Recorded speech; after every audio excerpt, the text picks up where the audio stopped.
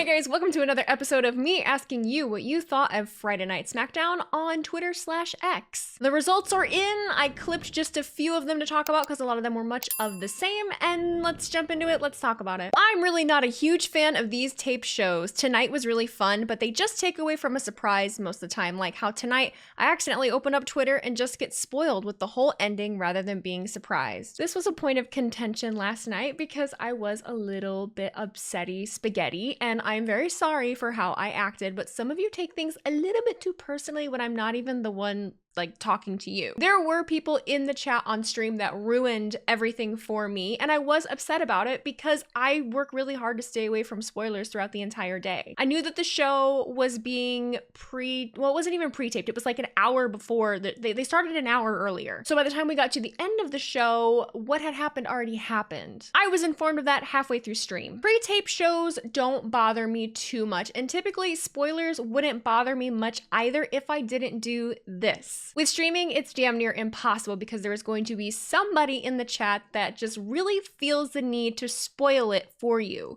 I don't know why you are so sad in your life that you feel the need to do that to somebody. I don't know what kind of sick gratification you get from it, but good on you. So I completely understand. The pre-taping is really good for the superstars. I think it makes it easier when they have to travel overseas. But yeah, as a fan, it does suck. I'm tired of Naomi every Friday. I want to see other women get a chance, especially because her feud with Nia isn't going anywhere. Did you not get to see Candice LeRae and Indy Hartwell in that match? Have you not gotten to see Lash Legend and Jakara Jackson getting in the mix of the women's tag title? I don't really know where I'm so tired of seeing Naomi. This feud isn't going anywhere. Naomi deserves the world. Naomi deserves the world. I will not accept Naomi slander, because if nothing else, I personally feel that Naomi needs a title redo because she was the SmackDown Women's Champion. I would like to see her have a championship again. I think they could really run it back and come up with a good storyline, especially with her being involved with Bayley at the moment. How would you, I would love to have, Bayley help Naomi somehow capture that championship. I don't care who it's on initially. And then instead of Bayley being the one to turn on her, maybe Naomi turns on her. Maybe Bayley wins the championship back and then Naomi turns on her and then they run it. I don't know. I want to see more of Naomi. I want more for Naomi. So I wholeheartedly disagree with you. LA Knight screwing over Mello and Andrade was the right choice. I think it makes it really interesting. There were a lot of people saying that, Triple H flopped Game 7. They deserved better than this. It should have gone better than this. And well, you're talking about it, aren't you? I think moving it into a triple threat match at Saudi Arabia is take my money. Hell, for all we know, with all the complaints that people are having about LA Knight, maybe Carmelo actually does capture the title. I don't know. I think it keeps it interesting. I'm not mad about it. It was about damn time Candice LeRae got into a featured storyline. She hasn't had the opportunity to share segments with the women's champion since her days in the Way faction, and that was 3 years ago. I really was invested in Candice right before she left last time. I think she had gotten injured, but when she was talking smack to Maxine Dupree and they were first hinting that her and Indy were going to turn heel, I loved that. I wanted to see more of it because it was them utilizing Candice. So yeah, she's currently the speed champion and they're running it with her that way. But I want to see more of Candice in this role. I want to see her wrestling more. I want to see her in Indy involved more. I don't care if it's in the title picture. I don't care if it's the tag title picture. I don't care what it is. Because there's a very selfish part of me that wants the Way to reunite, but them have little flaws within each other. And from that, I would like the Wyatt Six to interfere. Why did I say Wyatt Six like Wyatt Six? The Wyatt Six? Wyatt Six.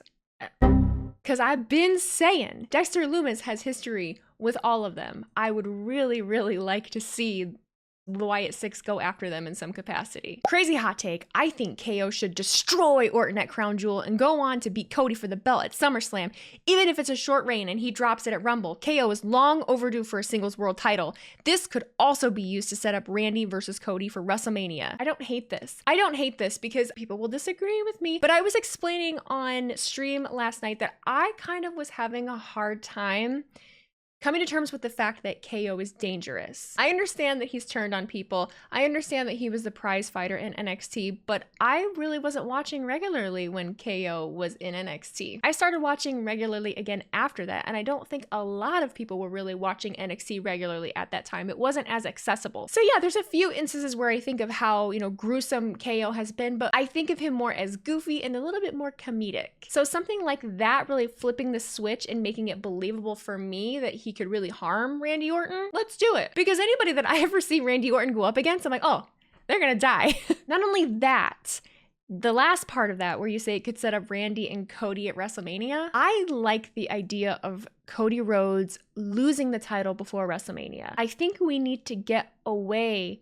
from the thought that people can only lose or win titles at WrestleMania. For as much as people want to complain about predictability, I feel like it's kind of boring to have that expectation and it always be like, oh no, it has to be at WrestleMania. It can't be anywhere else. It has to be at WrestleMania.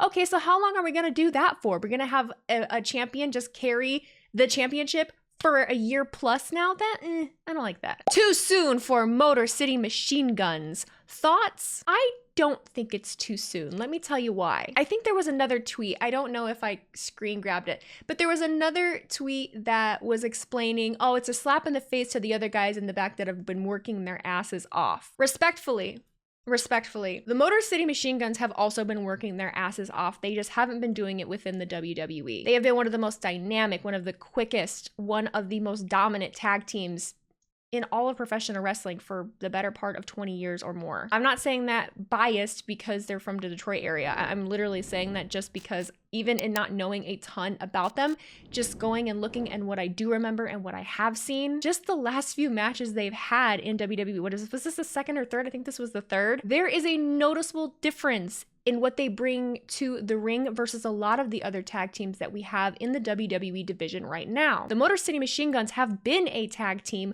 for the most part together all of their tenure in pro wrestling. They have chemistry together that a lot of the newer tag teams don't have because not that they were thrown together, but they were trying to build the tag division. So yeah, a lot of them don't have shit on the Motor City Machine Guns. And if nothing else, putting the titles on them is only going to make the division look stronger. Tag team wrestling has been lacking in WWE for a very long time, and sorry, they are the best tag team in WWE right now. I don't care how long they've been signed. They've been in pro wrestling for a long time. And I highly doubt that there's very many people backstage that disagree with it. I could be wrong, but people respect them. Why did they have to turn Motor City Machine Guns title moment into a fucking Bloodline segment? It was great, don't get me wrong. It just feels like every major storyline recently on SmackDown has somehow ended up there. The Bloodline storyline for the better part of 2 years has been one of the most viewed things on SmackDown television. People want to see Roman Reigns. People want to see the outcome to the story. People have been very invested in Jey Uso. So the way that I look at segments like this is, yes, the Motor City Machine Guns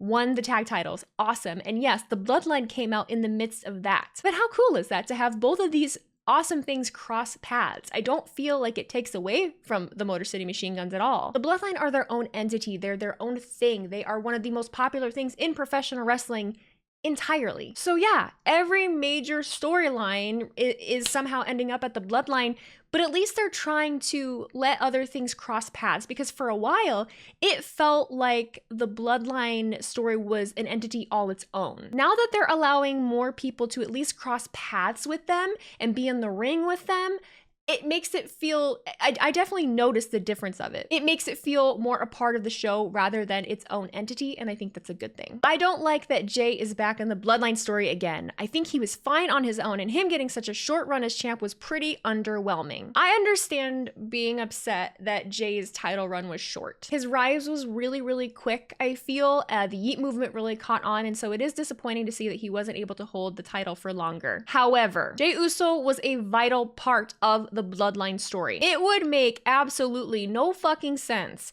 to allow the Bloodline to carry on and feud and just let Jay be on the side, not involved, not paying attention, not doing anything. I think I said this in my previous takes video, but Samoan culture is very much about family. The entire reason that Jay inserted himself in the first place was because despite him being really into being the Intercontinental Champion and doing his own thing, he still cares about his family and the family name. So yes, it is very unfortunate that he lost the title, and it is very unfortunate that his family helped him lose that title. But is it not poetic for Jay to be including himself now and wanting to take that vengeance for what they took from him? He tried to play nice. He really did. He showed up, he confronted them. He got a little bit testy with Jacob Fatu, but now it's really personal. And it makes more sense to have him involved than not. And I don't like the assumptions of, oh, well, now he's just gonna be stuck with Jimmy. Oh, now he's just gonna be back to a tag team. He's gonna be this, he's gonna be that. You really don't know that. I think it's kind of silly to jump to these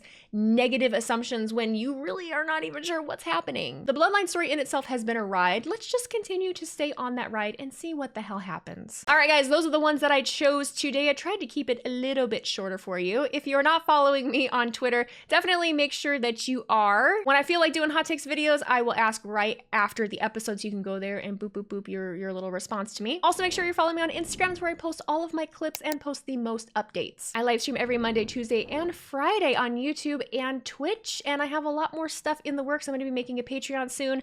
Trying to diversify, trying to do things. Appreciate you guys. Take care. Make good choices.